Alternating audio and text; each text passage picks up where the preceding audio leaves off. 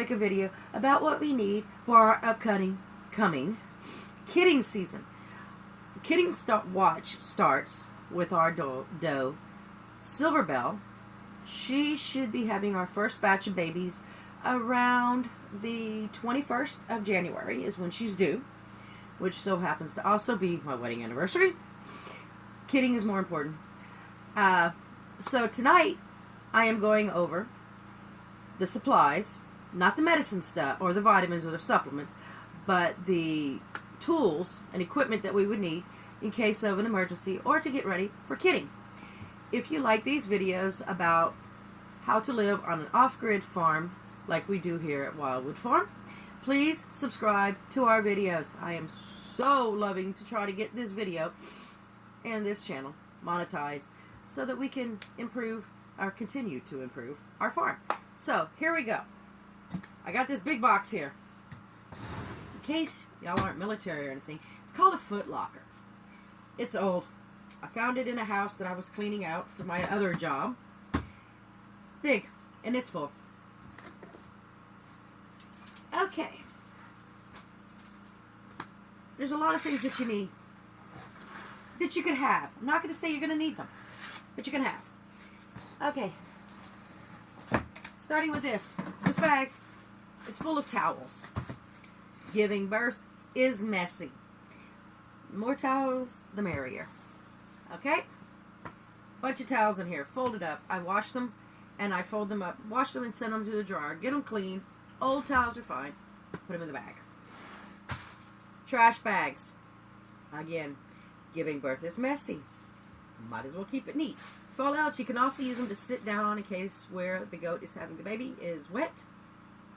You can spread them out and sit on. You can also spread them on there to put the baby on to keep them out of the sawdust or whatever you have in the bedding in the kidding stall.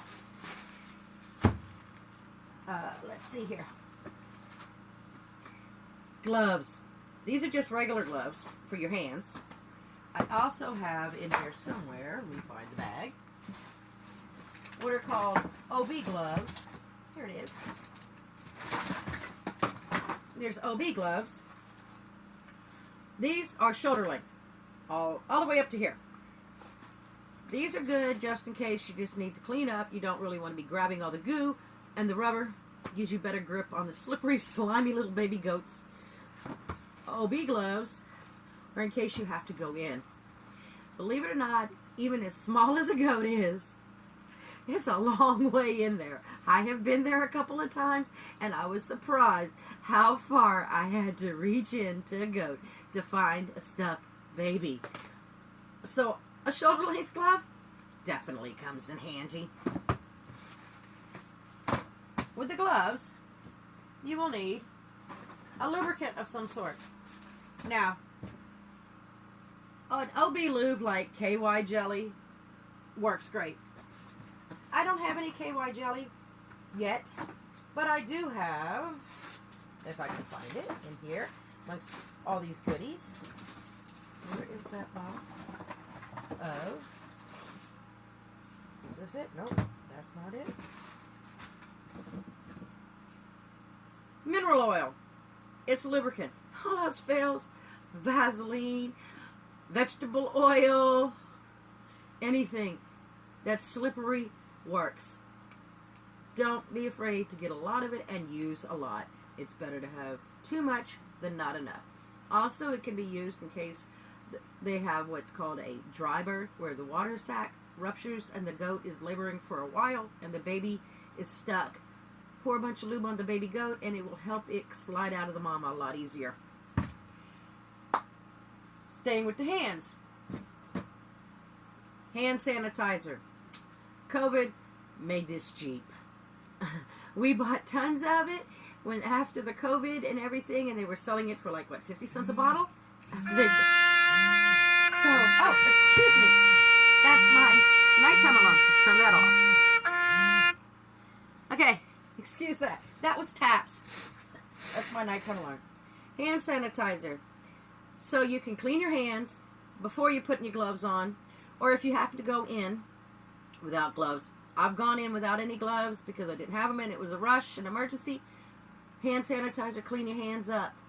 You can also use the hand sanitizer because it's alcohol based to clean up equipment like scissors or a puller if you need to use it or anything like that.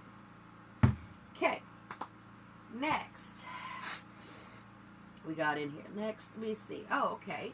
To help make things neater, puppy pads. You can spread these out, again, for you to sit on, in case you don't want to use the trash bags. You can sit on them, or you can spread them out to put the babies on after they're born while their mama's cleaning them up, and you can keep them off the dirty ground. Then we have, okay, let's see. The only thing I don't have in here is iodine. But you use iodine to dip their navels after they're born, and you cut it. And found the cutest little thing to pour it in.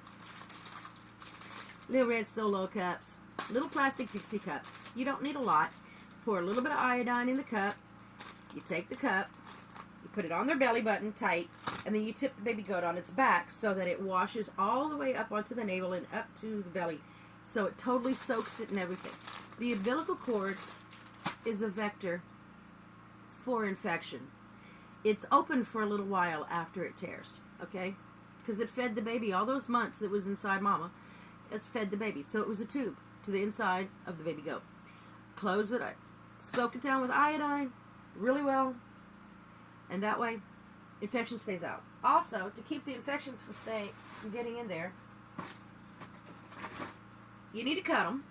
So you need some kind of scissors. Okay, these are bandage scissors, to be honest. They have a blunt tip, so you can't poke the baby in any way, shape, or form. And it's safe, but you can cut the umbilical cord with that. If all else fails, a knife. Okay, don't gag. Trigger warning. In a pinch, I bit it. Yeah, gross. I gagged. It was nasty, but it was a pinch, and I needed to get it off. So, also, let's see. Is it in here? Let me see. Also, to help close off the umbilical cord, you can use twine.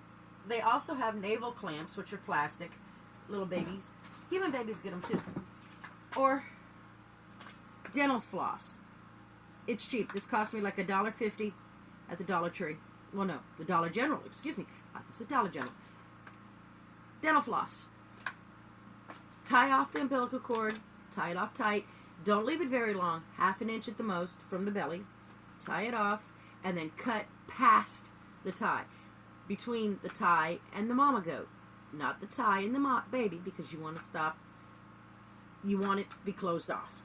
Okay? Umbilical cord. Again, here's another set of scissors. Oh no, these aren't scissors. These are hemostats. If I can get them to open. They lock, okay? They also have scissors in them. See? They pinch here, and they have scissors. So, you could use this to clamp onto the umbilical cord instead of tying it to clamp it closed, and then cut on the mama side of the baby goat to cut off the umbilical cord. Numerous ways to do it. Okay. Now, I don't have a goat puller, but in a pinch, since I'm set up also to do calves, because I have calves, this is an OB handle. Yes, it looks brutal. It is pretty heavy. It's pretty heavy and strong. This is a handle that you use with an OB chain. I'm not opening it right now, but basically it's just, well, I'll open it right now to show you guys. Let's make use of the scissors.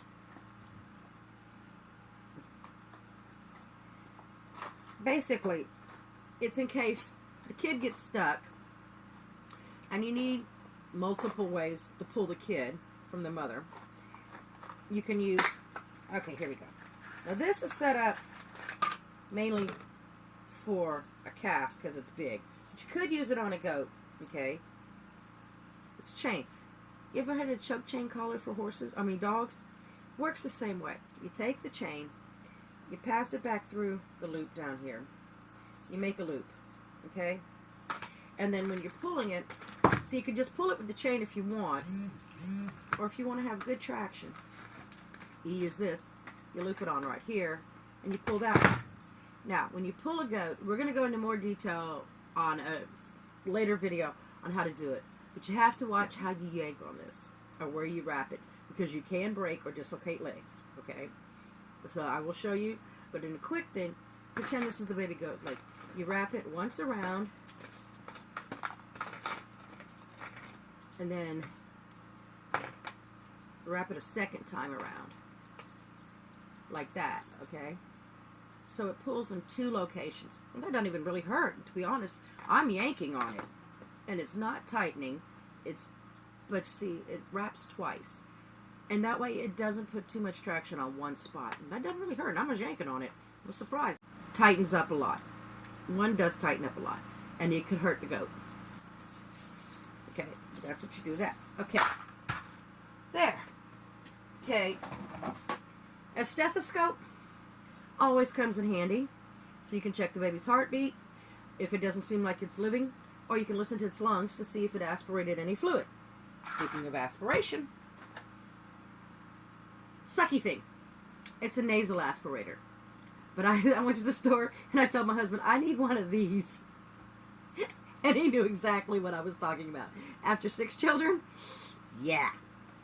You use this to suck the fluids out of their nose. You squeeze it, suck it out, squirt it off on the side. You can do it out of their throat too, especially if they sound like they've sucked fluid. Also, let's see, what else do we have in here? Okay. A flexible tube. Okay, it's a feeding tube. Right, you can get bigger ones or small ones. You can use this to feed the goat if it doesn't eat, the baby goat if it doesn't eat. Okay. I have a dry erase board in there so I can write down things. I'm basically going to stick this in the inside of the lid of the thing. But basically, so you can write down like Silver is the first doe. So like when she has her babies, I can write down the date and the time, how long it took when she started labor, or when at least I noticed. Sometimes I don't even see my goats have babies. I go out there and I hear little baby baths, which is so cute. And voila, there's babies on the ground. But I can write down any problems or anything that they have, and then when I get back into the house, my office where I'm sitting at, I can put it on her records. If she has any problems or complications, the order the babies were born in, what time they were born. And then, the other thing that I don't have here, a sling and a scale. I have a fish scale, you know, the kind that you go fishing with. It's got a hook on the bottom. And then I have a little sling, kind of like this. Kind of looks like this bag, but it's got holes in it. You put the little baby, or you can put them in a bag like this, hang it from the scale to get a weight on them. Because everything else after the baby's born depends on their weight. How much they're supposed to get in the way of colostrum, how much milk they're supposed to get every day, if they need any drugs, how much they need of that, and at least, and that way you know where they've started off and if they're growing. Also have, okay, now this is a drenching syringe. It's got a special soft round tip here. Okay, you can use to force fluids down their throat, or you can use a big syringe like this. It's a catheter tip. This is called a catheter tip.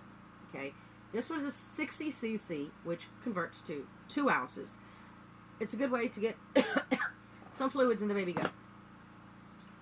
Let's see, what else do we have in here?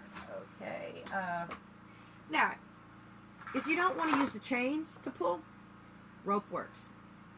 I have a little bit of rope. This is 550 cord, paracord.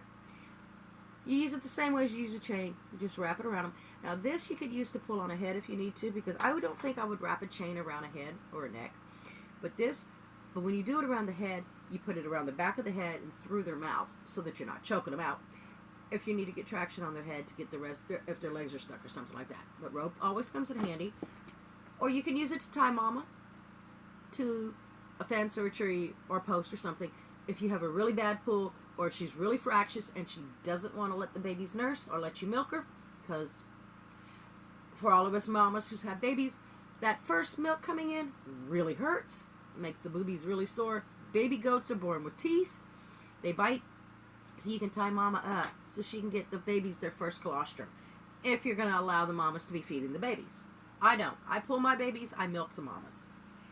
Okay, let's see. What else do we have in here? I also have a bunch of paper towels.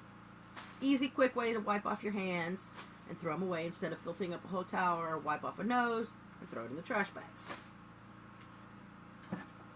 Baby bottles. This is a Lamb and Kid bottle. It holds 16 ounces, more than enough for a baby goat.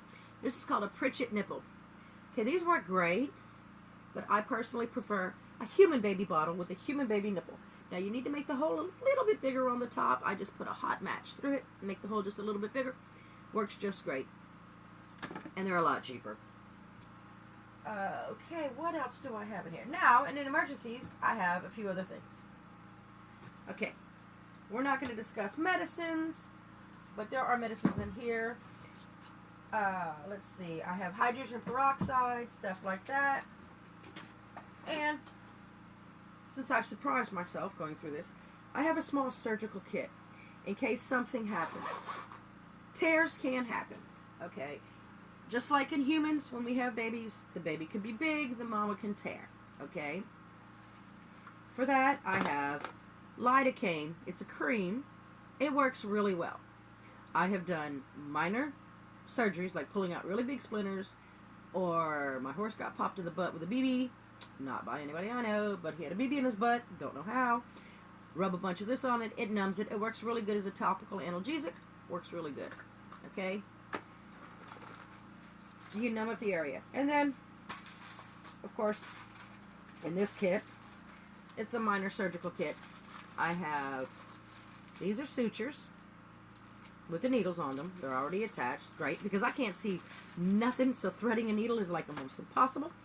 I have, this is a reusable scalpel blade in case I need to cut something. You can use this to cut umbilical cords too if you want scalpel blades. More scissors. A curved set of hemostats. You can use that to clamp the umbilical cord. Here's a straight set. Oh, you can use these. These are called needle pullers too. These are used for suturing. Yes, I was a veterinary technician. I learned all this stuff. Tweezers. Okay. And then, of course, there's surgical stuff in here. Sutures, alcohol prep pads, things like that. You don't have to have it, but it comes in handy in case something happens and you need to do a minor surgery. You got it. Okay? It never hurts to have a few extra syringes. With or without needles, you may have to do something. And then, of course, you need a box to keep all your goodies in. Now, also, you need to collect colostrum from the mother goat to make for sure that the baby goat is getting enough colostrum. Okay? Now, I breastfed. Not all of us do, but these are possible. You need a quick way and you don't have a bucket with you. These are breastfeeding. These are bags for breast milk. Let's see here. See, they're breast milk bags. You can milk the goat directly into this bag. See, if you look inside, see, it's got an outside bag and it's got an inside bag. See? You can milk the goat directly into these little bags. Right on the labels up here, the mama goat, the date and the time that you did this. You could freeze it so that you can have colostrum for later if a mama dies or if she's not making any milk. Some goats, I had a doe not make any milk at all. So, and then you can store them in this bag. Keeps the baggies clean. Great way to store milk and keep it around. It's just, I mean, it's never, I've never seen it on a list anywhere, but it comes in handy. Besides that, I think this pretty much covers the list of everything that you would need for, well, not everything, okay, believe you me. They have also what is called a lamb puller, which is a plastic loop, basically, that you lube up really well. Lube, that's where the lube comes in handy. Lube it up really well, and you can loop that around the baby goat's head to help pull it out. That covers the supplies. Now, on our next video, we'll touch on all the things medicine-wise that you could need when a baby goat is born. Most of the time, now, with all this being said, I'm going to say this. Most of the time, You're going to spend all night getting up, getting down, up, down, all night long. Never going to see anything. Your goat's going to make you crazy. You're going to swear she's going to have that baby any second. You're going to go in that house to go pee or get a cup of coffee because you can pee in the stall easily. You're going to go in that house to get that cup of coffee. Speaking of which, oh, that was the other thing that I forgot. You know what else will come in handy? Headlight. A headlight. Flashlight's great, but a headlight is hands-free. Strap that sucker on, and you can get up close and personal to all the little private parts, especially because they decide to have their babies at 2 a.m. in the morning on the darkest night of the year. Okay, but back to what I was saying. Most of the time, goats have babies with no problem.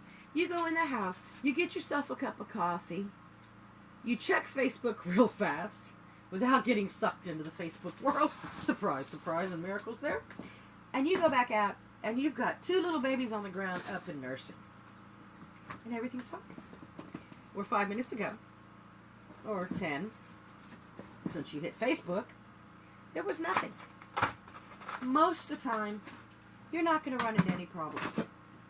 You're not going to have any complications. Mama Goat's going to do a wonderful job on her own, and she's going to have those babies, and then she's going to go ahead and she's going to pass the placenta, and everything will be fine, and you're going to be on your merry way into the goat world and the wonderful fun of videoing hours upon hours of cute baby goat videos.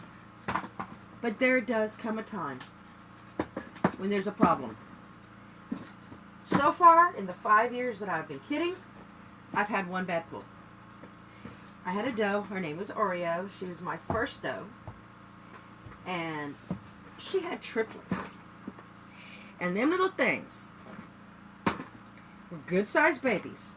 But needless to say, they were so tangled up inside the mama that I think it took a half an hour for me to get them untangled and pulled out of there.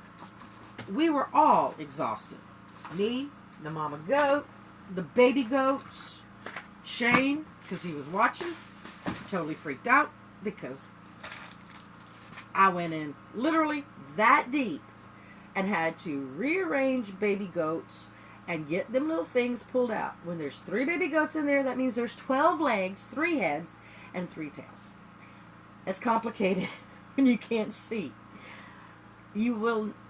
I would advise, before your kidding season, to spend some time on YouTube watching videos. I will post one later of the various positions baby goats can get themselves into. Needless to say, there will be no video anywhere that covers every one of the positions that a baby goat can get themselves into, but it will touch on the pretty much most recent, most common ones.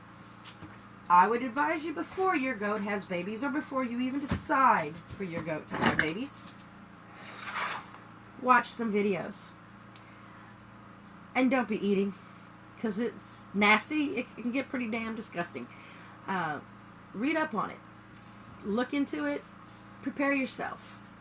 Because it's better to have some knowledge than to sit there and watch a goat that you've loved and you've watched for 5 months grow babies die.